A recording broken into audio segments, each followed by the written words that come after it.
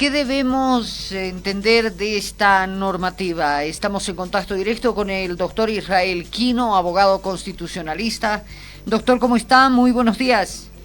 Muy buen día, María René, a través de ATV Radio. Un fuerte abrazo y cordial saludo al pueblo boliviano. Bueno, a ver, hay gente que está confundida con esta norma. ¿Llega a destiempo? Sí, es probable que sí, a partir de los plazos y de las referencias estrictamente normativas que pretende abarcar esta ley, de momento aprobada, aún no promulgada, María René. Hay que también reservar la decisión presidencial al respecto a su promulgación. Es muy probable que la presidenta en transición también remita al Tribunal Constitucional para efectos de control de constitucionalidad de las mismas, que a partir de lo que uno puede advertir en el contenido normativo, existen cuando menos algunos indicios de inconstitucionalidad al respecto. Bueno, pero a ver, ¿cómo es posible que una norma que es considerada inconstitucional por varios colegas suyos y por varios expertos en derecho pueda ser elaborada en una asamblea legislativa cuyo único sentido es hacer normas, es crear el marco legal que rige la vida de los bolivianos? Ocurre, María René, que en derecho, ¿no? Rige un principio respecto a la sanción, aprobación y promulgación de leyes, y es el principio de presunción de constitucionalidad. Esto significa que cualquier norma que emita el Ejecutivo, el Legislativo, se presume la constitucionalidad de la misma hasta que el Tribunal Constitucional diga lo contrario. Es probable que en los contenidos normativos, y le pongo este caso, por ejemplo, la ley excepcional de arrendamientos, que tenga visos de inconstitucionalidad, deberá dirimir al tribunal. Un decreto supremo, como uno que emitió el órgano ejecutivo, también tenía visos de inconstitucionalidad, pero estaba vigente. Entonces puede ser que la autoridad que ejerza el poder público emita normas que considera que son correctas, pero en el fondo pueden tener visos de constitucionalidad. A eso se llama el principio de presunción de constitucionalidad, ¿no? El legislador puede, si se quiere, escaparse de alguna referencia normativa así, como al gobernante en el caso del Ejecutivo. Entonces, y por ello se crea el Tribunal Constitucional para justamente generar ese control de que no vayan más allá de lo que manda la Constitución. Ahora, a ver, estamos hablando de un instrumento que puede o no estar a destiempo porque la pandemia puede extenderse o no, ¿verdad? Si hacemos caso de los estudios estadísticos que se han presentado en este último tiempo, tendríamos nuestro pico y nuestra meseta para finales de julio, y estaríamos hablando de los primeros días de septiembre como la punta de la curva, ¿verdad? El punto más alto. Si hacemos caso de estos estudios, la pandemia podría extenderse hasta enero del próximo año. Entonces, lo de la temporalidad podría nomás estar por ahí. Pero hay otras normas que están hablando de esta relación de los inquilinos y los dueños de casa. ¿Era necesario este instrumento? María René, hay que precisar, si tú me permites, tres percepciones sobre esta ley. Primero, el elemento estrictamente constitucional sobre lo que va a significar el derecho a la propiedad privada, primero. El segundo elemento, que también es transversal y por ello el vicio de inconstitucionalidad, sobre la retroactividad de la ley, ¿no? Que no es permisible, solamente lo regula nuestra Constitución, o más bien dispone nuestra Constitución en materia penal, cuando beneficia al imputado, laboral al trabajador, y en materia de hecho de corrupción, cuando existe un daño lesivo al Estado. Y un tercer elemento tiene que ver con el elemento también propio de las autonomías, ¿no? Una ley nacional está pretendiendo involucrar, por ejemplo, la decisión autónoma que tengan gobiernos nacionales, subnacionales, respecto a la condonación de impuestos o regulación de impuestos. Entonces, creo que allí radican estas tres observaciones esenciales en un criterio estrictamente constitucional. El otro elemento es el jurídico técnico. Esta ley en términos genéricos habla de un arrendamiento, cuando nosotros tenemos entre ley entre partes regulado por el Código Civil, una ley del inquilinato todavía vigente del año 59, que no modifica estas dos normativas ni declara ningún efecto suspensivo temporal, por ejemplo. Y lo otro será advertir si esta ley entre partes, que es un contrato inclusive verbal que hacen privados, va a surtir efecto. Un tercer elemento, María René, es elemento pragmático. La ley es fuente del derecho, por supuesto, la jurisprudencia es fuente del derecho, desde luego, pero también la costumbre es fuente del derecho. ¿Y qué va a ocurrir? Con gran probabilidad, desde que inició estas medidas de restricción en el país, ya se tuvo los primeros efectos económicos en el caso de inquilinos y propietarios, ¿no? Como la norma civil lo conoce, como locatarios o arrendatarios a términos del Código Civil. Y aquí hay que entender que ya los propietarios ya fueron, ¿no?, de manera, por la costumbre decimos, autorregulando, acordando nuevos términos de contrato con sus inquilinos. En algunos casos seguramente han dispuesto la reducción del costo de los mismos, o la amplitud, o el pago diferenciado, o si pagas 6 meses no me pagas 2 adicionales, o estos 2 primeros de pandemia no me pagas. Ya fueron de a poco autorregulando esta conducta contractual. Por ello, entiendo que el problema no va a radicar en ese principio de buena fe que debe estar primando en este momento en las relaciones contractuales civiles de todo el país. Donde va a existir con probabilidad problemas son en las relaciones comerciales y en las industriales, porque allí también está afectando esta ley que tiene este tipo de imprecisiones técnicas, pero en términos sociales también es una buena medida y que seguramente de aquí en adelante sí va a tener un efecto recién importante y efectivo.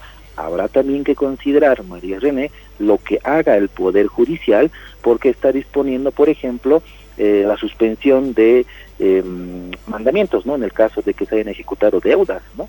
Entonces, y ahí también le está pasando la pelotita al judicial para ver qué van a hacer los jueces, ¿no? Entonces, existe todavía, y esperemos que no genere inseguridad jurídica, pero creo yo, bajo esta fuente del derecho pragmática a partir de la costumbre, puede resolverse de una manera de buena fe entre las partes contratantes. Ahora, ¿no se sienta un mal precedente en contra de la propiedad privada? Esto es lo riesgoso y lo contradictorio en razón de la Constitución, porque cualquier propietario puede decir, me están afectando, ¿qué es la propiedad privada, María René? En términos de la doctrina del derecho civil. La propiedad privada se entiende como esa facultad, primero de uso, de goce, por supuesto, y de disposición. Uso porque yo puedo comprarme un teléfono celular y este teléfono celular a partir de la fecha es mío. En el momento que usted compra, le paga un teléfono celular, es de su propiedad y lo puede usar. ¿Cómo puedo realizar el goce o disfrute de ese mi bien? Disponiendo, prestando, alquilando, ¿no?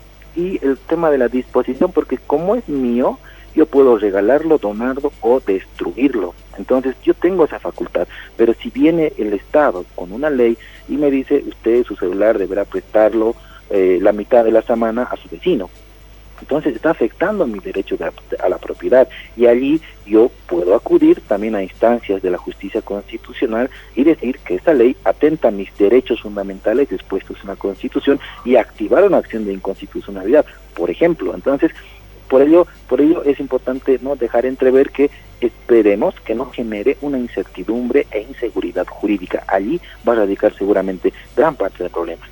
Ya en Bolivia se ha sentado el precedente de inseguridad jurídica para inversión extranjera, inversión empresarial.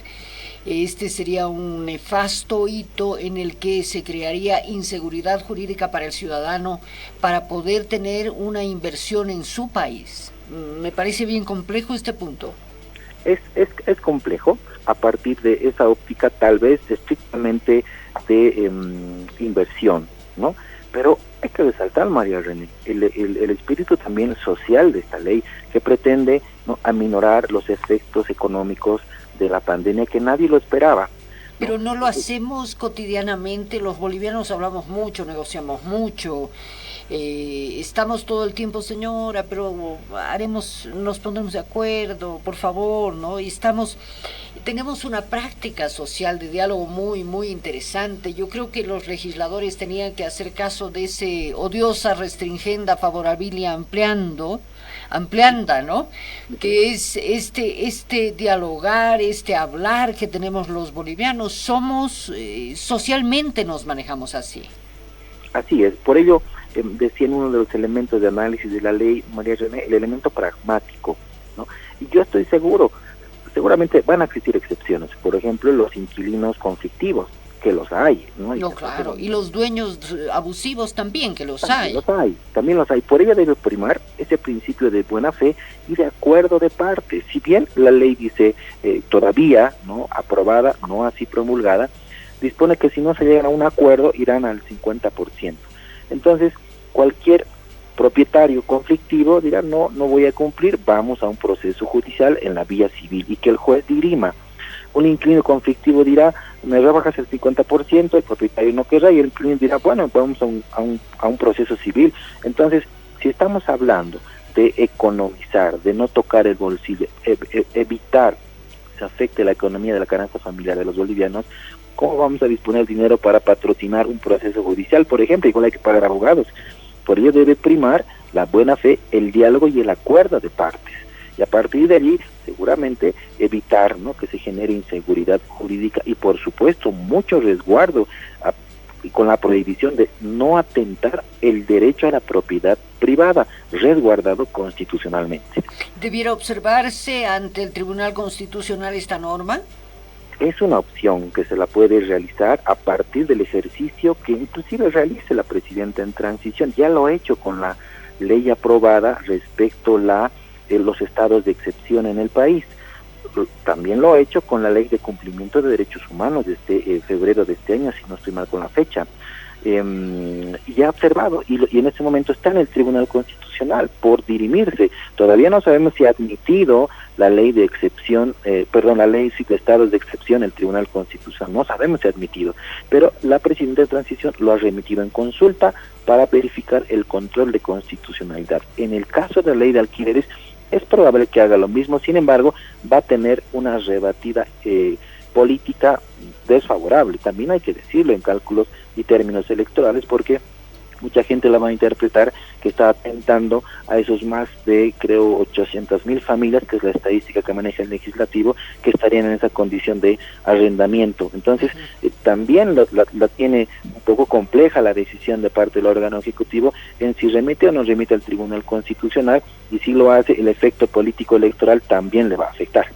No, claro, obviamente no hay puntada sin hilo, ¿no?, en materia política, obviamente, pero dentro de esto llama la atención que se trate este tema, el tema de los alquileres, y paralelamente se esté gestando este carácter obligatorio de atención a pacientes COVID en clínicas privadas. Se están dando mensajes, la gente tiene la oportunidad de leerlos, nosotros consultamos a expertos y, como siempre, nuestra audiencia tiene la última palabra. Doctor, muchas gracias por estar con nosotros.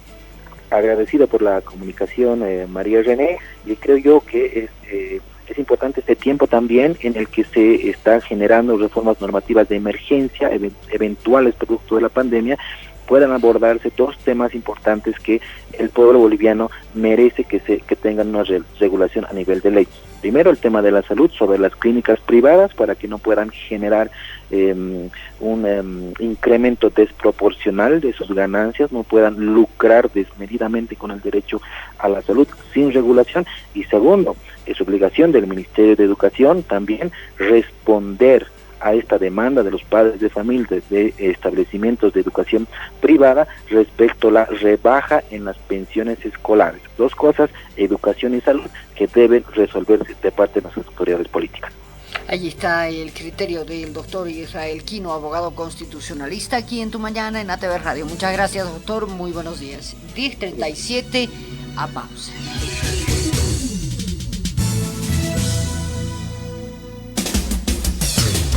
Ya vuelve. Tu Mañana.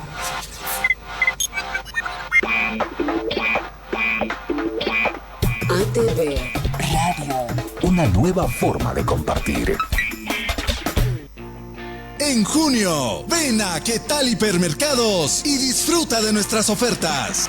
Así es, junio se viene con descuentos para toda tu familia. Aprovéchalos y llena tu hogar de todo lo que necesitas. Y recuerda que también puedes pedir tus productos en la comodidad de tu casa. Solo debes ingresar a nuestra página web www.quetal.com.bo